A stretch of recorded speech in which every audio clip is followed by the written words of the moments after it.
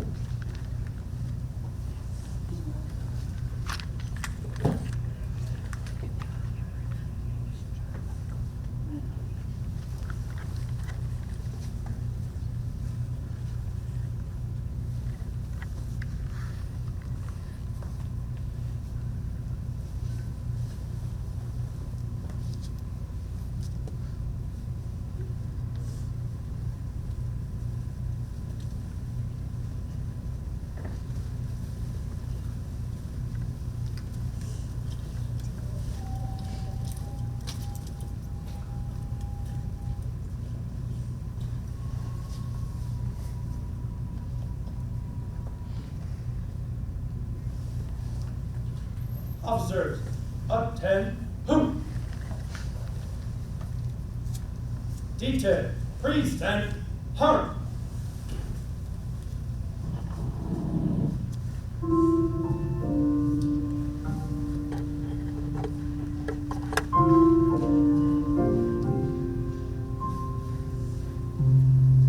Oh, say, can you see by the dawn's early light what so proudly we hailed at the twilight's last gleaming, whose broad stripes and bright stars through the perilous fight o'er the ramparts we watched were so gallantly streaming, and the rockets around the line, the bombs bursting in air, gave proof through the night that our flag was still there. Oh, say does that star-spangled banner yet wave o'er the land of the free and the home of the brave?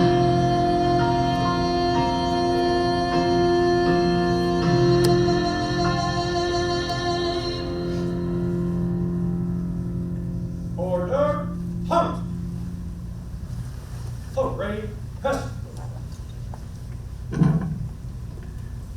Deputy Chief M&D from the Bloomingdale Fire Protection District will be leading us in the Pledge of Allegiance. You join me in the pledge? I pledge allegiance to the flag of the United States of America, and to the republic for which it stands, one nation, under God, indivisible, with liberty and justice for all. Cub Scout friends, you guys can go ahead to your seats now.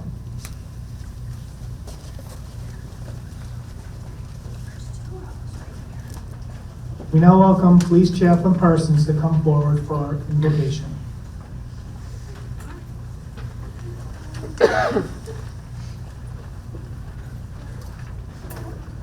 Lord God of all, we remember. God of history and remembrance, we remember. We remember when the towers fell and the lives were lost. We remember the dust and the smoke, the despair and the grief. Remember that sense of vulnerability and shock. Remember the numbness that overwhelmed us as we watched our screens for hours and hours, waiting for an explanation, an understanding that never came. We remember. We remember God of hope and presence. We remember the heroes, those who rushed to help, who guided the wounded down innumerable flights of stairs, who rose to overwhelm those who held death in their hand. We remember the hours and the days of binding wounds and healing hurts, giving comfort, drying tears. We remember the words of support and compassion from nations far and wide. We remember. We remember in part because we see the ripples of that tragic day, how it continues to impact our world 22 years later. We grieve with our allies today as our allies grieved with us 22 years ago. And together we wonder if there will ever be an end to violence, to war, to hatred, to death. We remember and we grieve our world's inability to learn the things that lead to peace. As foundations we once thought secure had been shaken. We're reminded of the illusion of security. We call to you now in our remembrance, God of justice and of peace. Give us a will to truly pray that your kingdom may come to earth as it is in heaven.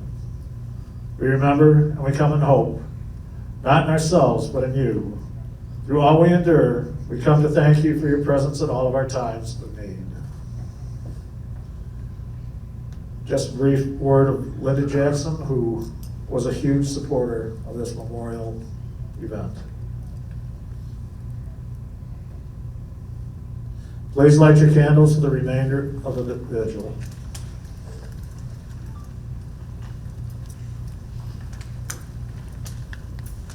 Thank you, Chaplain Persons. Welcome and thank you all for taking your time out this evening to participate in this remembrance. During the past 22 years, we have felt the impacts of this event of September 11th, 2001. Not only in our country, but our lives and the lives of our families and friends. Our village has continued our ceremonies to remind us all, as a community, to remember and show our steadfast support for the victims and the heroes of that day. We are all here tonight to remember and support those injured and lost 22 years ago. And recognizing our elected officials today, we have our Mayor, Chadwick Coker, Trustee Bill Schmidt, Clerk Marie Schmidt, Trustee Mohammed Siddiqui, Trustee Mike Light, Trustee Tresker Pojak, and Trustee Pat Maritano. Village President Coker, would you please come forward for a few words?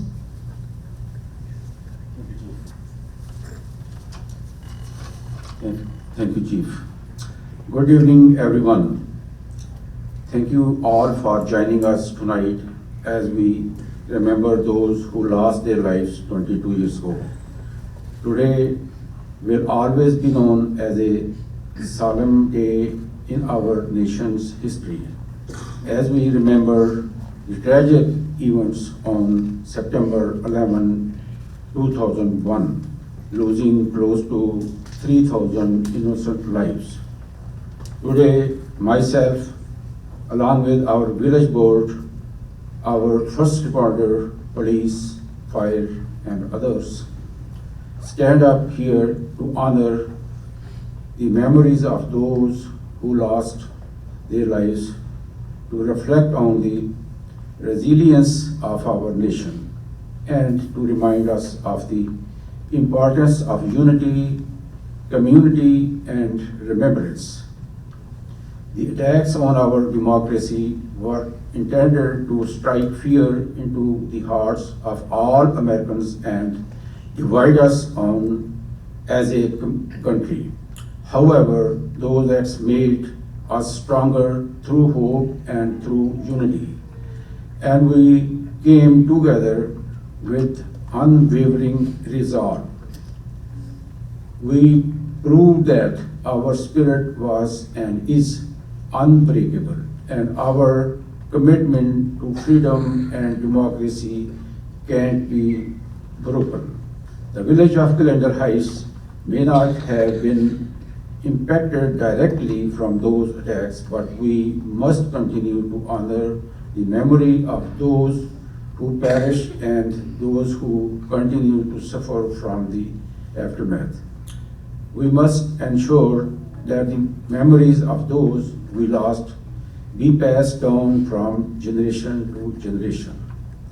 Today, let's remember the importance of why we were all here tonight. We must never forget the sacrifices made by our first responders, our military personnel, and the innocent victims. Their legacy lives in our community as we uphold the values of freedom, justice, and equality. I encourage each of you to take a moment to reflect on what Patriot Day means to you and to our community. Following our ceremony, please thank each one of the first responders here tonight and show your appreciation. Thank you all for joining us this evening, and may we never forget Patriotic Day. Thank you. Thank you. Thank you, Mayor. Members of the VFW, Post 2377, the Glendale Heights Police and the Glendale Heights Fire Protection District will be placing the wreath and turnout gear at the base of the flags.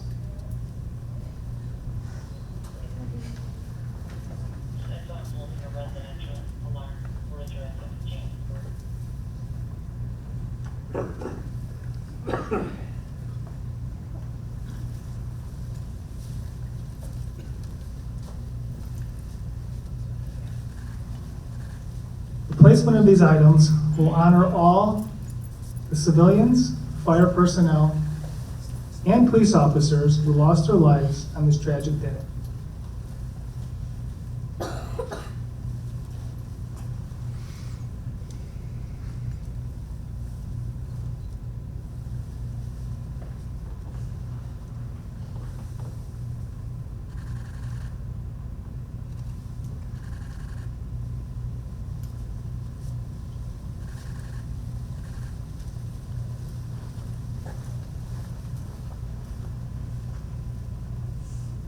Chief Cassidy of the Glenside Fire Protection District will now speak about the fire service tradition of the tolling of the bell.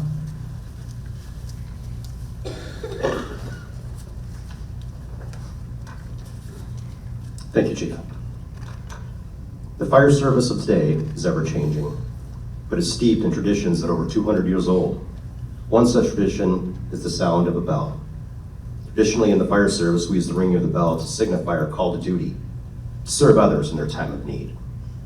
When a firefighter has died in the line of duty, paying the supreme sacrifice, it was the mournful toll of the bell that solemnly announced a comrade's passing. Today, we utilize these traditions as symbols, which reflect honor and respect for those first responders and military personnel who have given so much and who have served so well. Our methods may change, but our goals remain the same as they were in the past: to save lives, protect property, sometimes at a terrible cost. Let us now toll the bell once in dedication to all the firefighters, EMTs, police officers, whose mission it is to respond in times of need.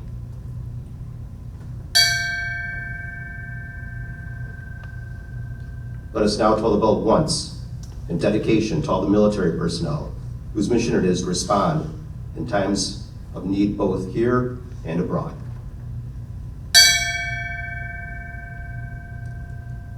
And finally, let us toll the bell for those first responders and military personnel who paid the ultimate sacrifice in the line of duty for their country and for their fellow man. For those comrades, we toll the bell 3 times with a pause, 3 times with a pause, and 3 more times, signifying that their tasks are completed, their duties well done, their life's mission fulfilled.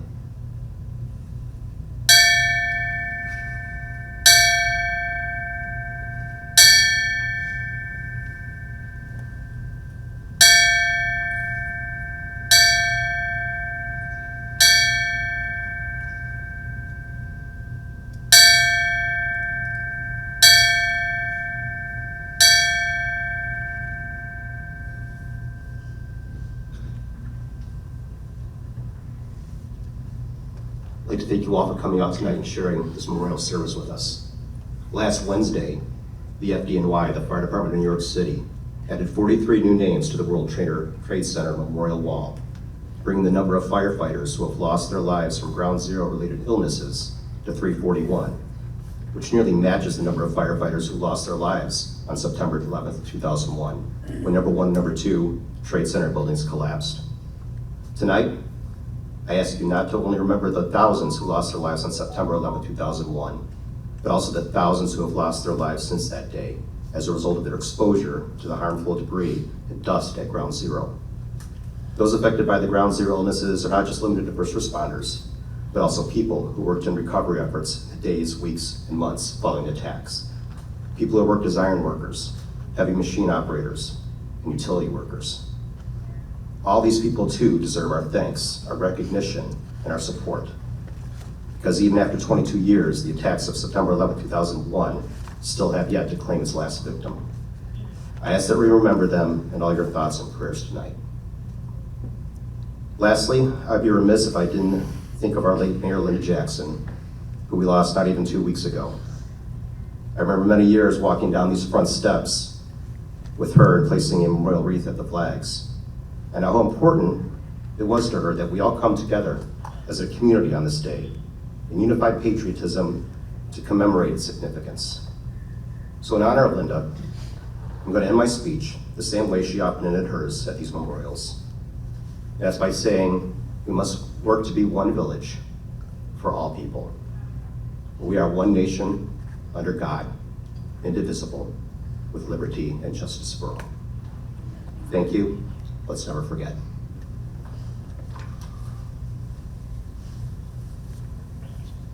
Thank you, Chief Cassidy. Now welcome VFW Post Commander John Taucus for some comments.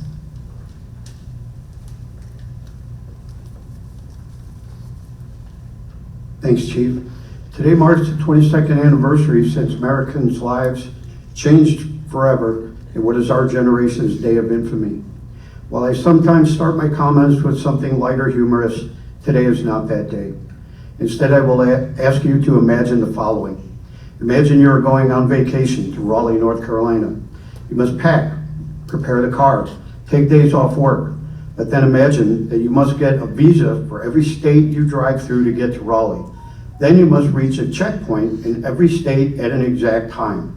You must also arrive at a checkpoint at a specific time when you reach your destination. If you do not meet these requirements, you could be detained. This is a scenario for many countries around the world except the United States of America.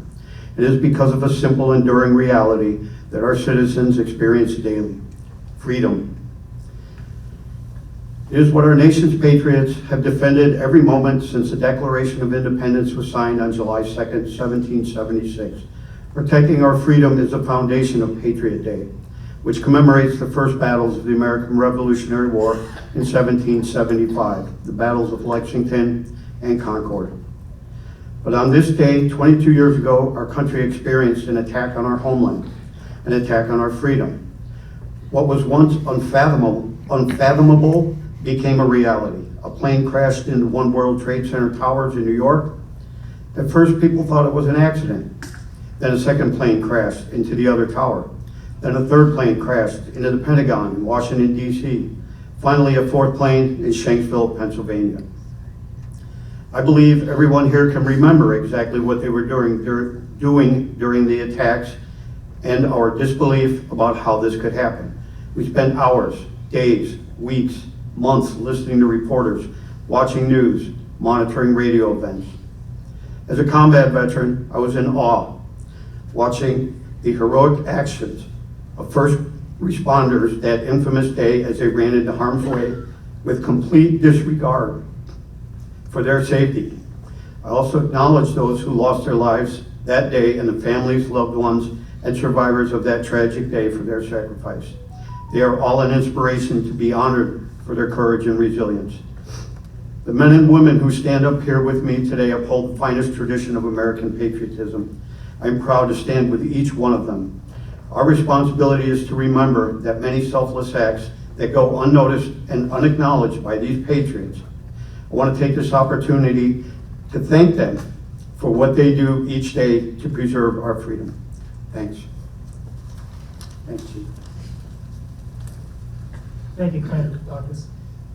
I'd like you to direct your attention to the screen for our September 11th tribute.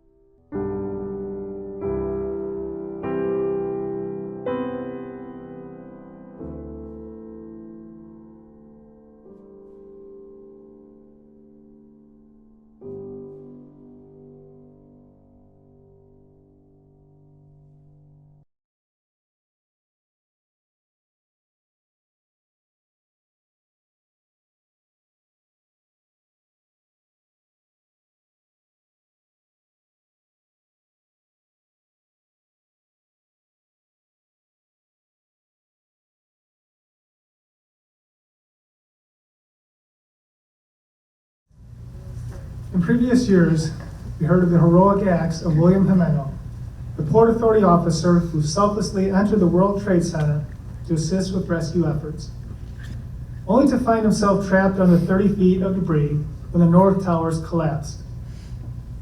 Officer Jimeno remained trapped for 13 hours under the rubble. When asked how he survived, Officer Jimeno responded, "We all have our own World Trade Center disasters. It is what we do with ourselves during and after this adversity." One of the darkest days in United States history, Officer Jimeno said that he saw love and he saw leaders. We all have the ability and power to make our world a better place by inspiring, encouraging, and enabling goodwill. We should never forget the terrorist acts against our country and the nearly 3,000 lives lost. But those actions made us stronger as a nation, and that is what we should remember. Thank you for attending this September 11th remembrance and believing in the ideals and freedoms afforded by our country. Thank you, Jessica, for organizing this event, and thank you to our future leaders, Cub Scouts, for assistance with the ceremony.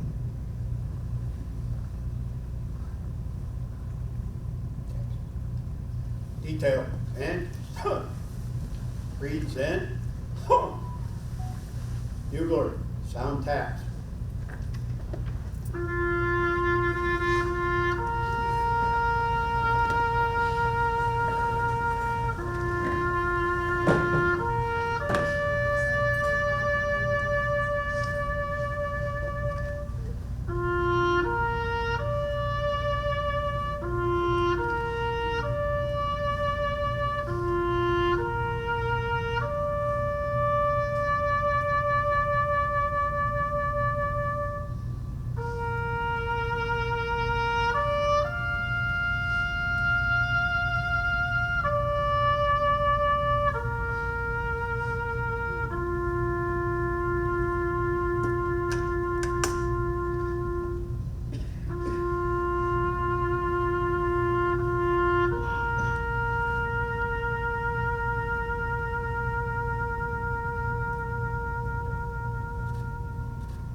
d'oeuvre, parade.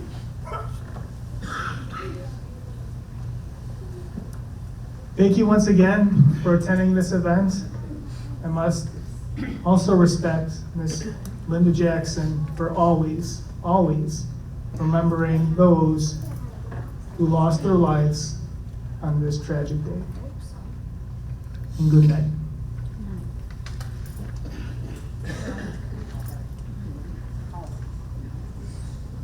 Detail tent, fall out.